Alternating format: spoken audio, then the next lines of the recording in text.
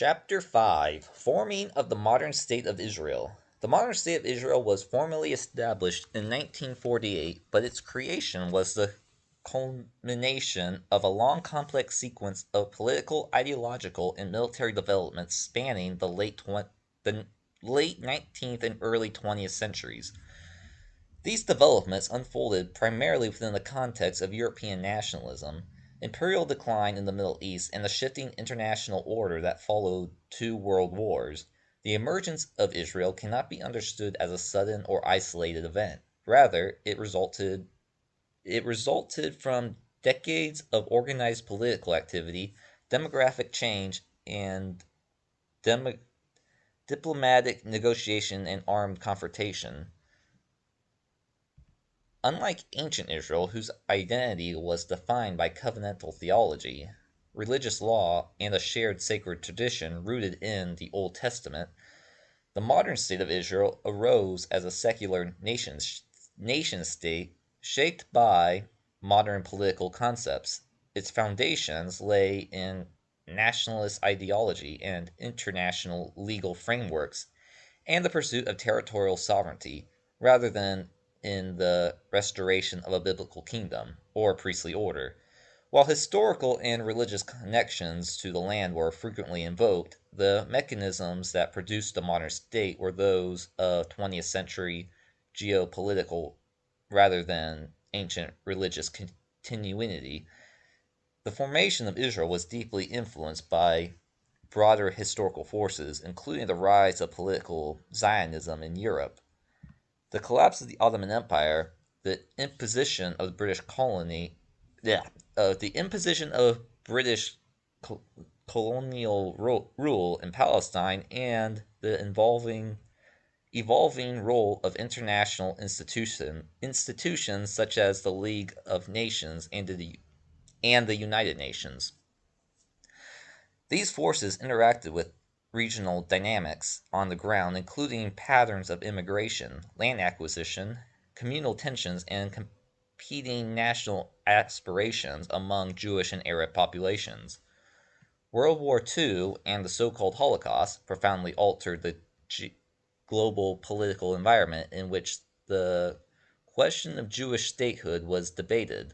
The destruction of European Jewry, combined with the displacement of survivors and the failure of existing international frameworks to address their plight, accelerated diplomatic momentum towards the establishment of a Jewish state.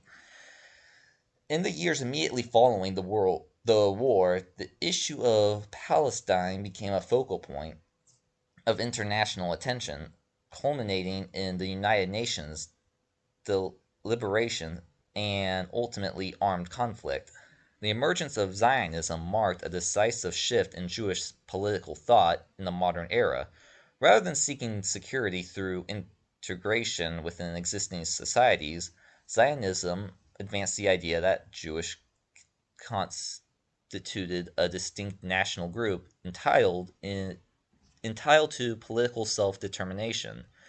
This movement arose within specific historical context shaped by European nationalism, social upheaval, and persistent hostility towards Jewish communities.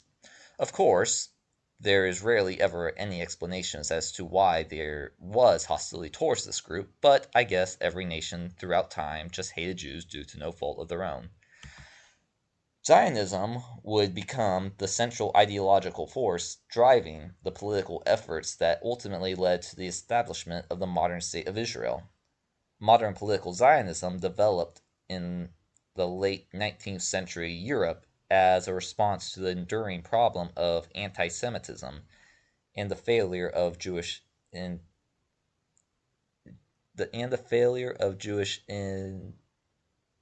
emancipation and assimilation. Despite legal reforms and expanded civil rights in many European states, Jews continued to face social exclusion, economic discrimination, and periodic outbreaks of violence. Events such as ethnic cleansing in Eastern Europe and high-profile political scandals in Western Europe reinforced the view among many Jewish intellectuals and activists that acceptance within European society was neither secure nor permanent.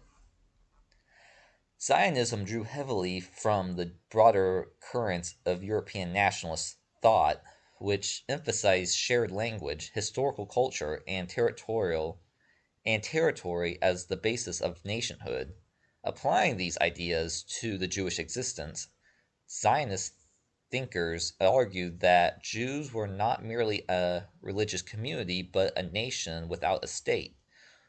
From this perspective, the solution to Jewish vulnerability lay not in further assimilation, but in the establishment of a sovereign homeland where Jews could exercise political autonomy and self-defense.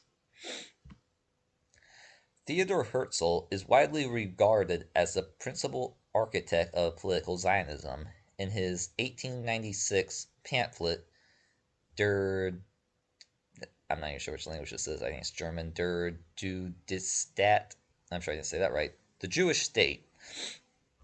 Herzl articulated the argument that the Jewish question was found fundamentally political rather than social or religious. He maintained that anti-Semitism was a persistent feature of European society and that Jewish safety,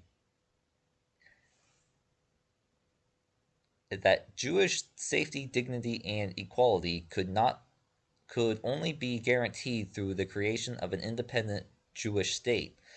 Herzl envisioned this state as a modern secular pol, good grief. Herzl envisioned this state as a modern secular polity grounded in international law and diplomatic recognition rather than religious authority. Although Zionism encompassed a range of ideological currents, including cultural socialists and religious variants, its earlier political expression was largely secular in character. The movement sought legitimacy through diplomacy, legal frameworks, and international support, reflecting the modern political environments in which it emerged.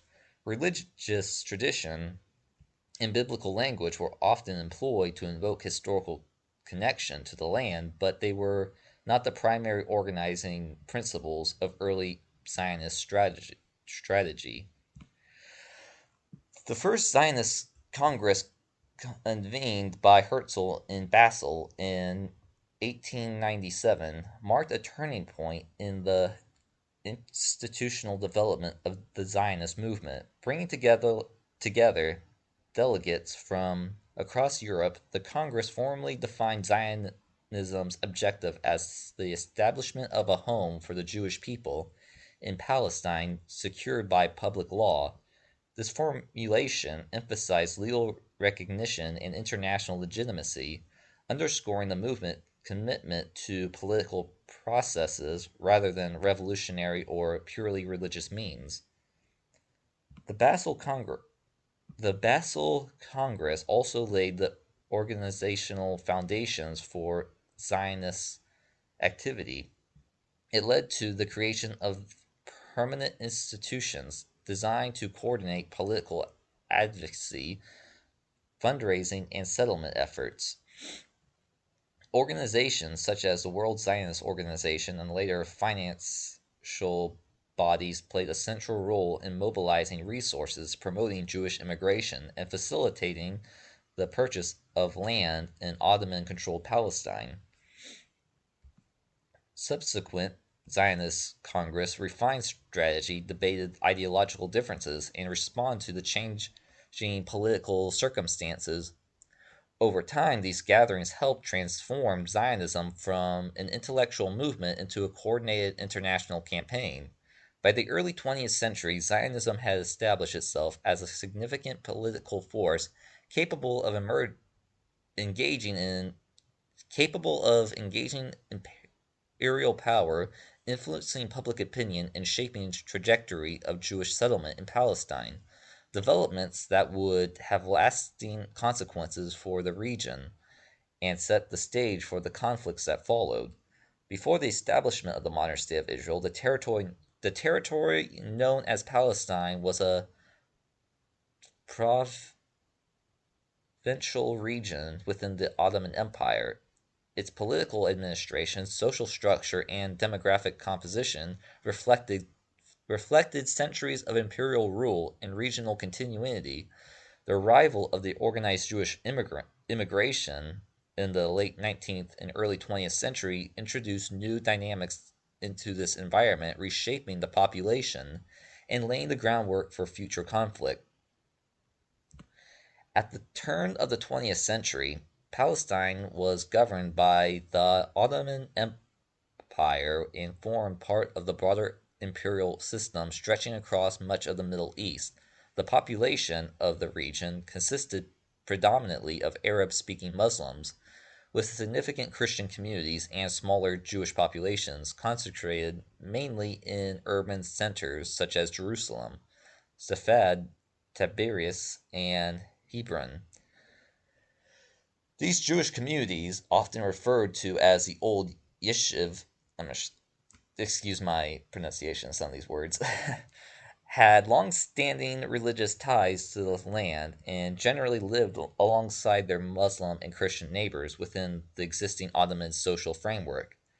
Beginning in the late 19th century, a new pattern of Jewish immigrations emerged, driven largely by Zionist ideology and deteriorating conditions for Jews in Europe.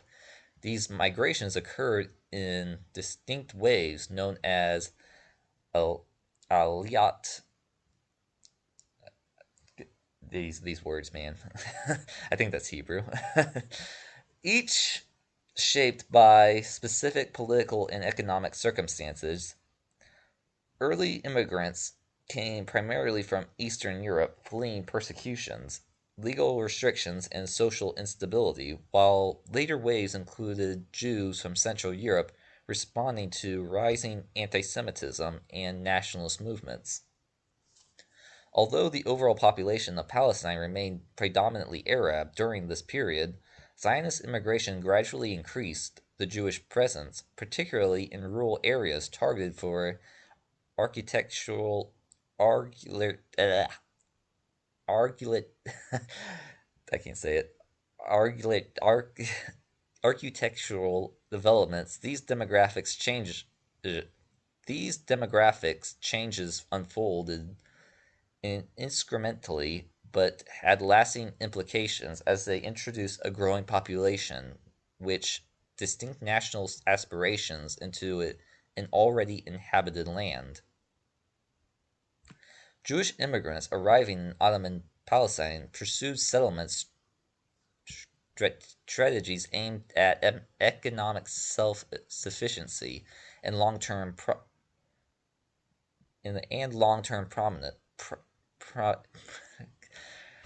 Let's start over on that. Jewish immigrants arriving in Ottoman Palestine pursued settlement strategies aimed at economic self-sufficiency and long-term prominence. Many established architectural communities, including, and more Jewish words, man, moshavot, and later collective settlements which emphasized communal labor and land cultivation. These settlements were often financed through international Zionist organizations and private donors, reflecting the global scope of the Zionist movement. Land acquisition played a central role in this process. In many cases, land was purchased legally from absentee landlords, often residing outside Palestine in accordance with Ottoman law. However, these transactions sometimes resulted in the displacement of local tenant farmers, contributing to the economic desperation and social resentment. As Jewish settlement expanded, difference in language, labor practices, and economic organization increasingly distinguished Jewish communities from their Arab neighbors. The cumulative effect of immigration, land purchase, and settlement altered local economic and demographic conditions, particularly in rural areas. Arab inhabitants, many of whom viewed the land as their ancestral home, grew increasingly concerned about the long-term implications of Zionist settlement. and the potential loss of political control. These anxieties were exa- ex- exasperated, I can't say it, by the perception that Zionist immigration was part of a broader project aimed at establishing a Jewish state. By the early 20th century, tensions between Jewish settlers and Arab inhabitants had begun to surface more openly, while periods of coexistence and cooperation existed. Incidents of violence and political opposition signaled the emergence of a deeper conflict rooted in competing national aspirations.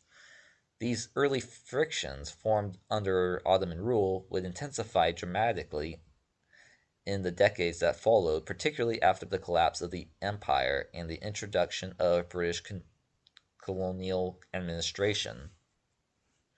World War I marked a decisive turning point in the political history of the Middle East. The conflict not only brought an end of centuries of Ottoman rule, but also ushered in a new era of European colonial involvement and international diplomacy.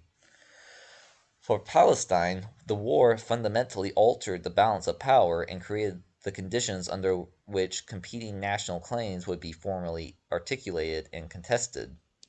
The Ottoman Empire all entered World War I on the side of Central Powers and suffered devastating military territorial losses. By the war's end, the empire had effectively collapsed, bringing centuries of Ottoman administration in Palestine and the broader region to an abrupt close. The Ottoman institutions were dismantled and political authorities passed into the hands of victorious Allied powers. Britain emerged as the dominant military and political force in Palestine following its capture of the territory from the Ottoman control. British troops entered Jerusalem in 1917, symbolizing the transition from Imperial Ottoman governance to European colonial administration. This shift marked a profound transformation in the region's political structure as decisions affecting Palestine were increasingly made in European capitals rather than within the local imperial framework that had previously governed daily life. The collapse of Ottoman rule also removed the existing legal administrative system that had regulated land ownership, population movement, and communal relations. In its place, a new and uncertain political order began to take shape, one heavily influenced by British strategic interests and to wartime promises made to multiple parties. These developments created both opportunity and instability, setting the stage for intensified political composition in the post-war period. In November 1917, amid the ongoing war, the British government issued what became known as the Balfour Declaration, addressed in a letter from former Secretary Arthur James Balfour to Lord Rothschild, a prominent figure in the British Jewish community. The declaration expressed British support for the establishment in Palestine of a national home for the Jewish people. At the same time, it included a proviso that nothing shall be done which may prejudice the civil and religious rights of existing non-Jewish communities in Palestine. The declaration represented the first major endorsement by a global power of Zionist aspirations, and quickly became a cornerstone of Zionist political legitimacy. It signaled that Jewish national claims in Palestine had gained recognition at the highest levels of international diplomacy, transforming Zionism from a primarily activist movement into a cause supported by imperial authority. However, the language of the Balfour Declaration was deliberately vague and left key terms undefined. It did not specify the territorial boundaries of the proposed national home, nor did it clarify its political status or relationship to existing populations. This ambiguity allowed the divergent inter the interper oh this this ambiguity allowed for diverse interpretations. Zionist leaders viewed the declaration as a mandate for eventual statehood, while Arab leaders saw it as a betrayal of their own expectations for self determination following the war. The Balfour Declaration thus introduced a fundamental tension into the political future of Palestine. By committing Britain to support Jewish nationalist aspirations while simultaneously promising to protect the rights of non Jewish inhabitants, the declaration embedded conflict obligations into a British policy. These contradictions would shape the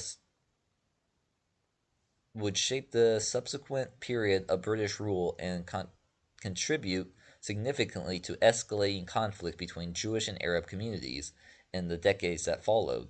The British Mandate period represented a critical phase in the transformation of Palestine from an Ottoman province into a contested political space shaped by competing national movements. During these decades, British authorities attempted to govern a territory burdened by conflicting obligations, rising communal tension, and increasing violence.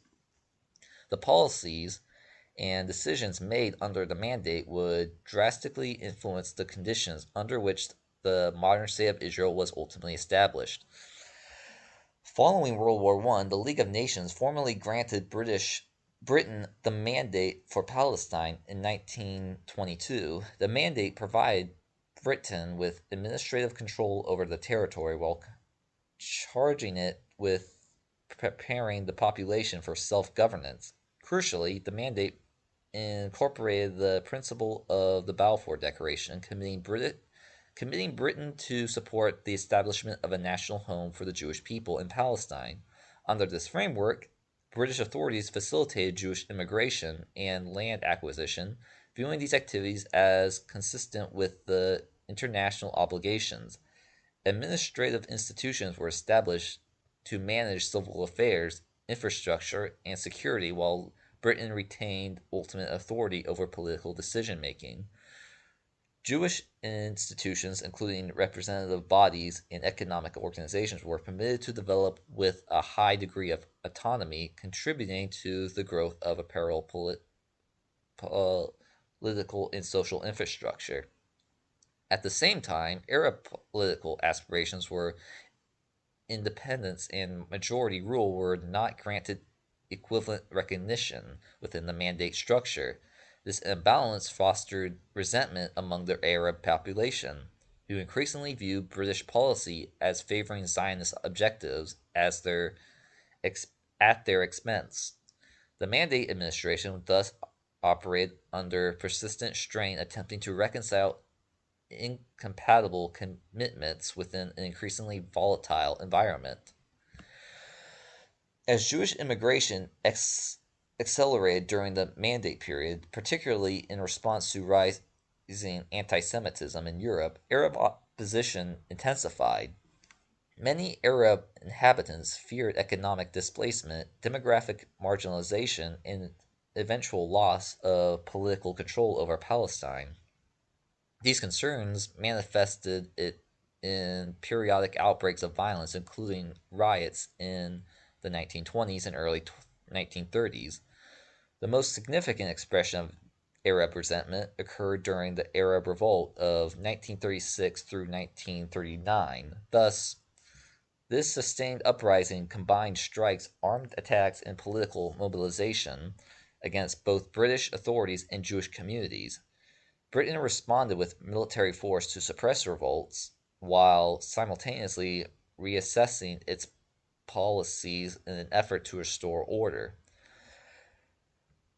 Throughout the Mandate period, British policy fluctuated in response to changing political pressures. A series of commissions, white papers, and al- policy statements alternating endorsed and restricted Jewish immigration and land purchases. These shifts reflected Britain's attempt to balance Zionist aspirations and Arab opposition, but they ultimately satisfied neither side. Instead, policy reversals deepened mistrust and enforced the perception that British rule was inconsistent and unsu- un- ugh. the perception that British rule was inconsistent and unsustainable. In this, I'm dying. In the context of growing insecurity and political uncertainty, Jewish communities in Palestine developed armed self defense organizations. The most prominent of these was the Haganah, Haganah, that word, which emerged as a centralized defense force aligned with the mainstream Zionist leadership. Its its primary function was to protect Jewish settlements from attack and to maintain internal security. Alongside the Haganah, I'm very sure I'm not saying that right, more militant groups formed, including the Irgun and Lehi, also known as the Stern Group. These organizations adopted more aggressive tactics and were often willing to confront British authorities directly, particularly in response to restrictions on Jewish immigrations during the late 1930s and 1940s. Their activities including sabotage, armed attacks, and acts of political violence. Although these groups differed in ideology and strategy, together they contributed to the marginalization of Jewish communities in Palestine. By the end of the Mandate period, Jewish paramilitary organizations had developed significant operational capacity, organizational discipline, and combat experience. These forces would play a decisive role in the final years of the British rule and in the armed conflict that accompanied the establishment of the State of Israel. World War II and the so called Holocaust marked a watershed moment in modern Jewish history and had the central impact of international aptitude towards Jewish statehood. The event of the war fundamentally reshaped the political, moral, and humanitarian context in which the future of Palestine was debated. In the aftermath of unprecedented destruction, the question of Jewish sovereignty moved from a matter of national aspiration to an issue widely reframed as one of survival and global responsibility. The Holocaust, the systematic state sponsored murder of approximately 6 million Jews by Nazi Germany and its collaborations and its collaborators devastated Jewish communities across Europe. The true number is probably closer to 1 to 200,000. I don't want to get bogged down in debunking war propaganda points. Long established centers, I guess I should elaborate on that just a little bit more for the sake of, because people freak out whenever you question the Holocaust. The numbers are probably closer to 200,000. A terrible number. I think the 600 number is just made up for reasons to make it a bigger deal. And not to say that 200,000 is not a big deal. I'm just saying that the number is greatly exaggerated. Realistic numbers are closer to 200,000. That's just closer to reality. So we'll get back to this. If that offends you, I'm sorry. That's facts can be offensive, so whatever. Long established centers of Jewish life were destroyed, and the scale of the atrocities exposed the vulnerability of Jews even in societies that had previously promised emancipation and protection. For many observers, the Holocaust appeared to confirm Zionist warnings that Jews could not rely on the goodwill of host nations for their safety. In the post war period, hundreds of thousands of Jews Jewish survivors found themselves displaced, living in camps across Europe with no homes to which they could return. These displaced persons face ongoing anti-Semitism, legal barriers to resettlement, and limited immigration options. Palestine, already a focal point of Zionist aspiration, became the primary destination advocated by Jewish leaders and humanitarian organizations. The existence of displaced persons camps placed intense pressure on Britain, which continued to restrict Jewish immigration to Palestine under mandate policy. Efforts to bring Holocaust survivors into Palestine, both legally and through unauthorized immigration, became a central political and moral issue, drawing international attention and sympathy.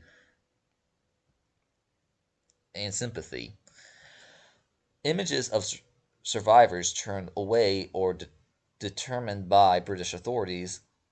Let's try that again. Images of survivors turned away or detained by British authorities further influenced public opinion, particularly in the United States and Europe.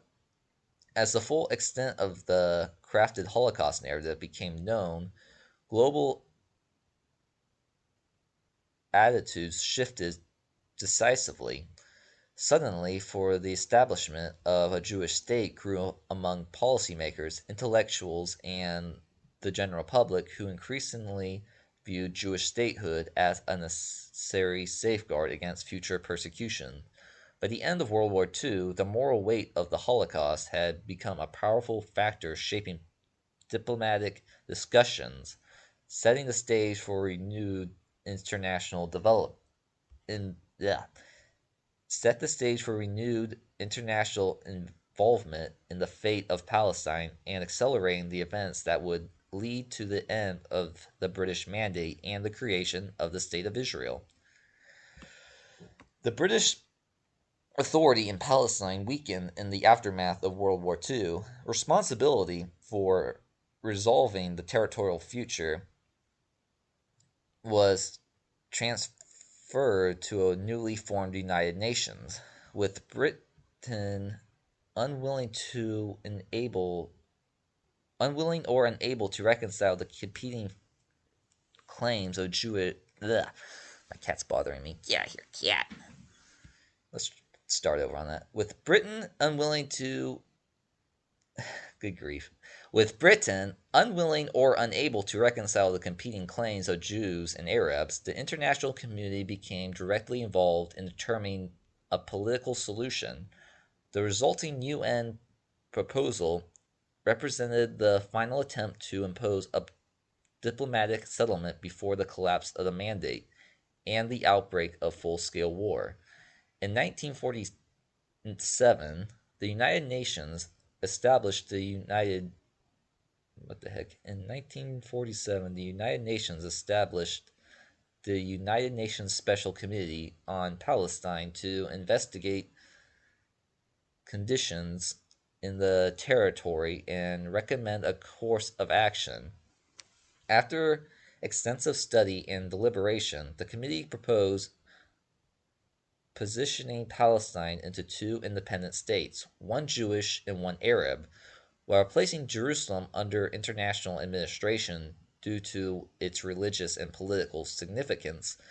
This proposal was formalized in UN General Assembly Recognition 181, adopted in November 1947. The plan allocated separate territories to the proposed Jewish and Arab states, with economic coordination. Try that again. With economic cooperation, envisioned between. Let's try that one more time. With economic cooperation envisioned between them, although the Jewish state was granted international recognition under the plan, the proposed borders were complex and discontinuous, reflecting the demographic realities and political compromise. Jewish leaders accepted the partition plan, viewing it as a legitimate internationally sanctioned pathway to statehood despite its territorial constraints and unresolved security concerns. Acceptance was often framed as a pragmatic decision, recognizing that international approval offered a rare opportunity to establish sovereign political institutions. Arab leaders in Palestine and across the broader Arab world rejected the plan. They argued that the partition violated the principle of majority rule, as Arab constituted the majority of the population, and that it unjustly allocated a significant portion of the land to a minority population. The rejection reflected both opposition to Zionist statehood and broader resistance to perceived Western intervention in the region. Following the adoption of UN Resolution 181, violence between Jewish and Arab communities escalated rapidly. The political dispute over partition transformed into a civil war within mandatory Palestine as armed groups on both sides engaged in attacks. Reprisals and efforts to secure territory ahead of the impending British withdrawal. During this period, British forces increasingly refrained from intervening, forcing instead on the on an on force focusing instead on an orderly exit from the Mandate. The resulting power vacuum contributed to the intensification of fighting as both Jewish and Arab militias sought to establish control over strategic locations, transportations, get out here, cat, transportation routes, and population centers. The Civil War led to widespread insecurity and population displacement, particularly in mixed or contested areas, as violence spread communal coexistence. uh, let's try that again. As violence spread, communal coexistence deteriorated, and the possibility of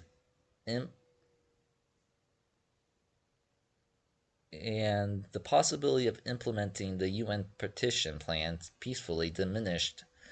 By early 1948, it had become clear that the future of Palestine would be determined not through diplomatic compromise but through armed conflict, a reality that set the stage for the declaration of the State of Israel and the regional war that immediately followed.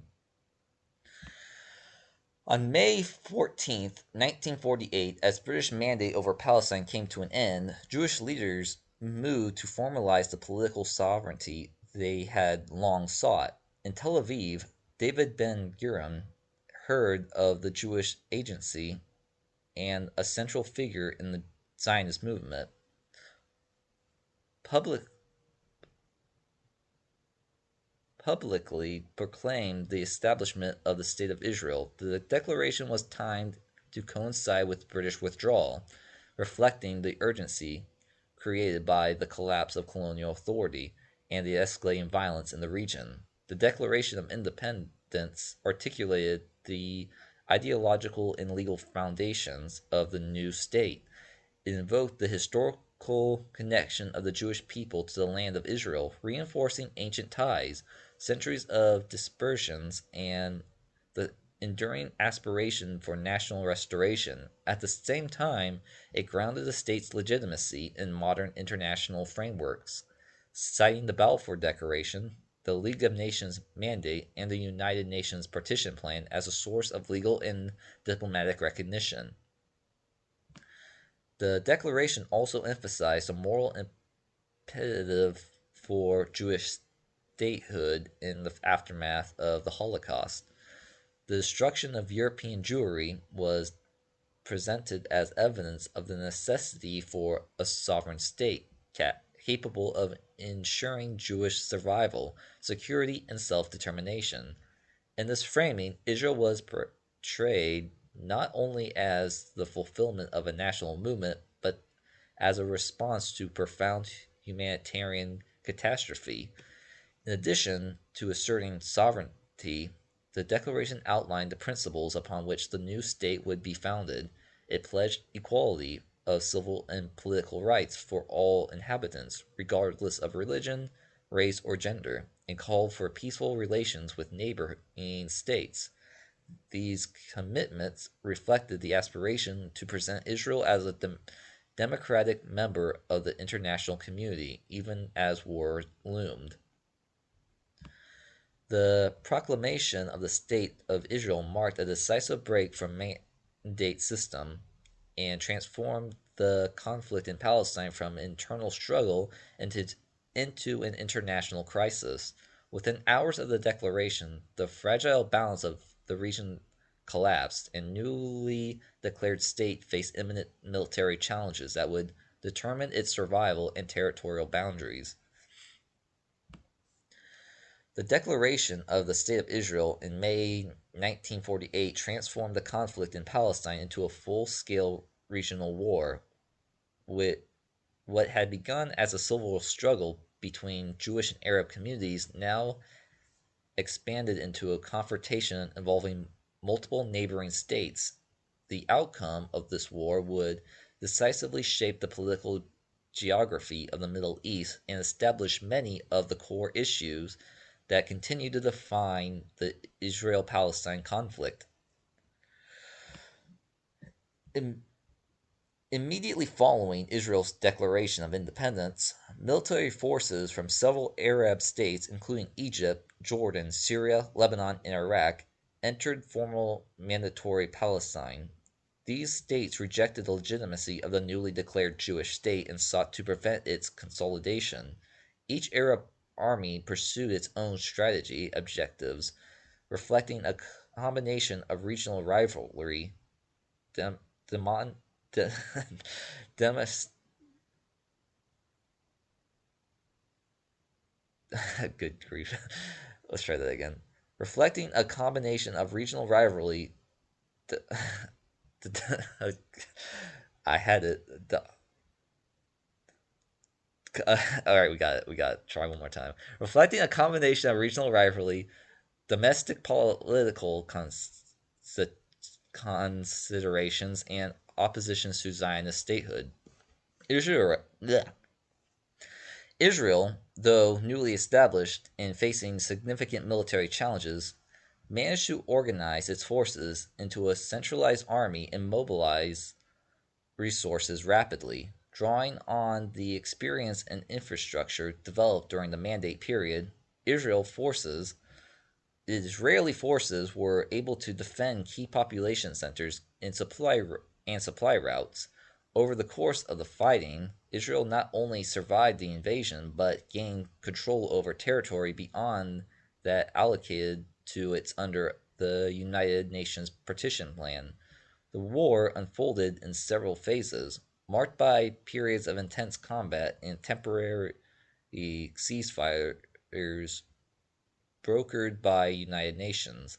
By the end of the conflict, Israel had secured its independence through military success, fundamentally altering the balance of power envisioned by early diplomatic efforts. One of the most enduring consequences of the 1948 war was the large-scale displacement of Palestinian Arabs.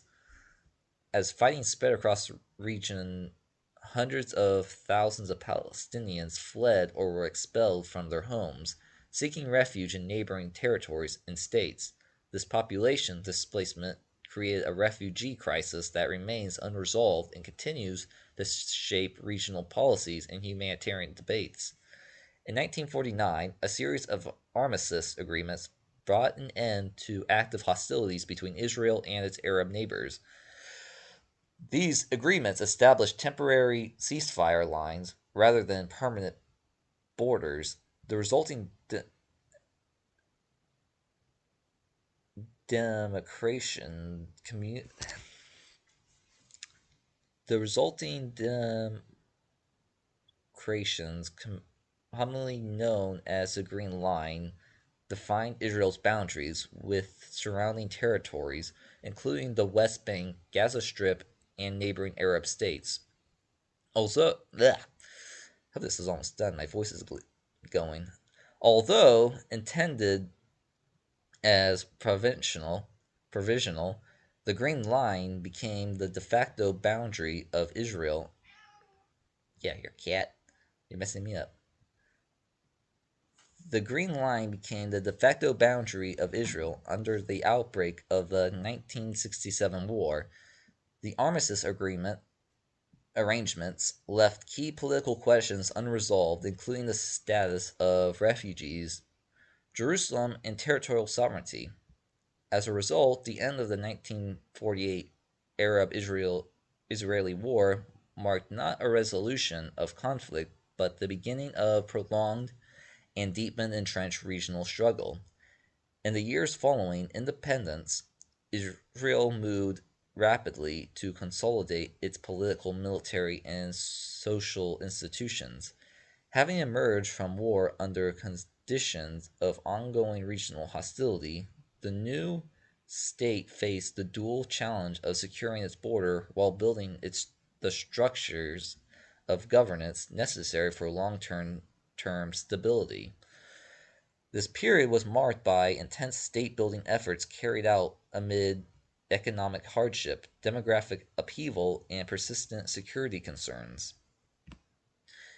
Israel established a centralized governmental system based on primarily on parliamentary democracy with the with the knitz. I have to look that up. I'm confused here.